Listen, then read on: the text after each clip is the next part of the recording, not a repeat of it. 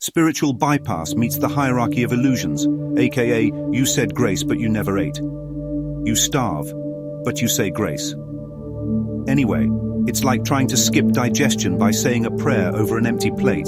You didn't eat, but you closed your eyes, folded your hands, and called it done. You didn't feel your grief, but you quoted something holy and called it healing. You didn't face the fear in your gut, but you said, "God's got me," while secretly refreshing your bank app. You starve, but you say grace anyway, and you wonder why the peace won't come. There is only one truth. A Course in Miracles states there is no hierarchy of illusions, no order of difficulty in miracles, no big problems or small ones, no difference between a parking ticket and a pandemic, between genocide and gossip.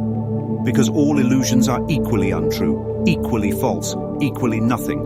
And the ego flips the table at this. It screams, "So you're saying pain isn't real? You're saying my mother didn't die? That my child's suffering is the same as a stubbed toe? That Fluffy, who I buried last week after 10 years, wasn't real?" Hey, listen, we're not saying you didn't believe it was real. How could we deny you what you believe? We're just saying it has nothing to do with truth. What you believe, what you argue, what you defend, none of that changes reality. There is only one truth. God did not create this world. God did not create bodies. So anything God did not create is not real. And if it's not real, it can't die. And if it can't die, then loss is impossible. And if loss is impossible, then grief is a dream. The ego's scorecard and costume. The hierarchy of illusions is the ego's scorecard. It says, this trauma's worse than that one. This pain's more valid. This label matters. This identity counts. It says, I'm a man. I'm a woman. I'm non-binary. I'm gay. I'm bi. I'm spiritual. I'm successful. I'm working on myself. All of that, time-bound roles, illusions of form, none of it touches truth. And the bypass? That's the ego's costume change. It says, I'm not angry, I'm aligned. It says, I'm not grieving, I'm trusting the process. It says, I'm not broke, I'm manifesting.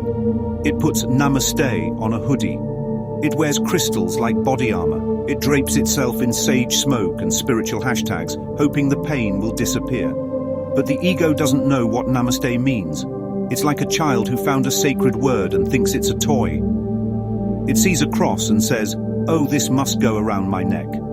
It sees a ritual and says, oh, this must protect me from evil spirits.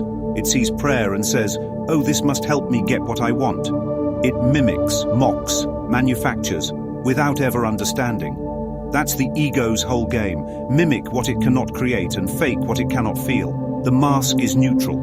Like the movie, The mask itself is neutral. When Jim Carrey puts it on, it's chaotic but full of heart. When the villain wears it, it turns dark and menacing. Same mask, different mind. That's the ego's thought system. It takes a neutral symbol and corrupts it. It turns awakening into performance. It turns peace into pretense. It turns your spiritual path into a brand. And together, scorecard and costume, they keep the ego alive in the very temple meant to dismantle it. What do we mean by temple? This mind, this holy space of decision, the inner altar where you choose again.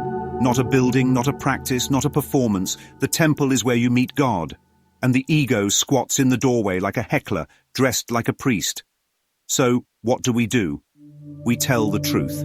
To ourselves first. Not just first, last two. Forget step 2 until step 1 is done. We admit where we're pretending. We admit when we use words like healing, alignment, manifestation, trust, universe, love, high frequency, light worker, to dodge what's actually here.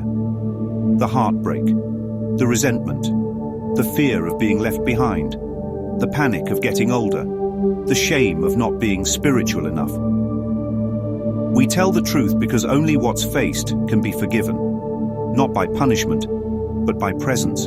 Presence is not passive. What is presence? It's not passive, it's not checking out, it's the choice to stay here, not in what happened last week, not in what might happen tomorrow. Now is where forgiveness lives. Now is where truth still is. Now is untouched by time.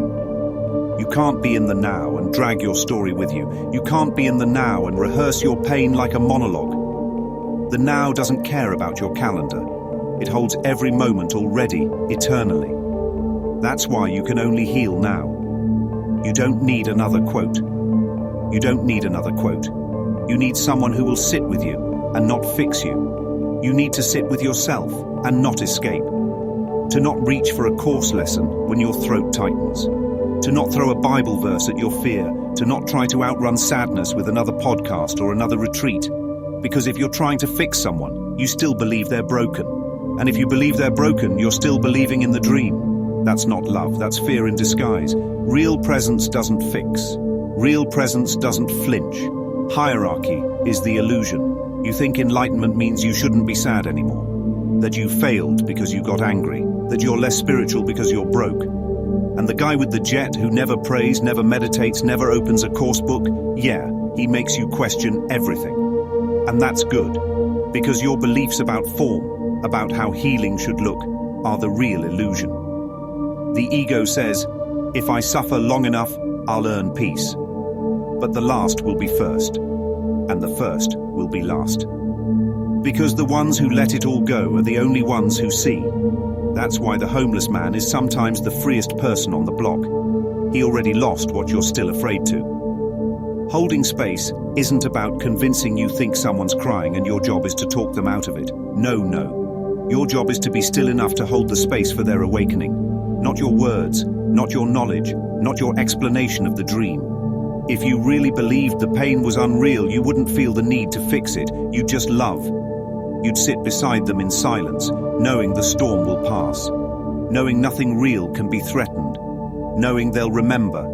Not because you told them, but because you refuse to leave. We stop ranking illusions. We stop saying, that's minor, that's major, that's forgivable, that's too far gone. We stop pretending healing has a ladder. There's no progress bar in God, there's no scoreboard in heaven, there's no almost there on the pathless path. You don't climb to peace, you surrender to it. Truth doesn't perform, truth doesn't sparkle for attention. Truth doesn't have a brand. Truth doesn't sell itself on TikTok. Truth holds your hand in the fire and never pulls away.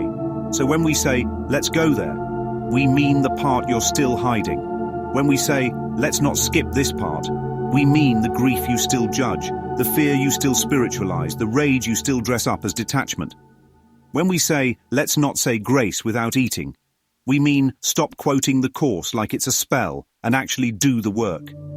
Actually feel it, actually sit in it, actually be still. And when we say let's feed the soul together, we mean let's be real, let's be raw, let's be present, let's choose truth together.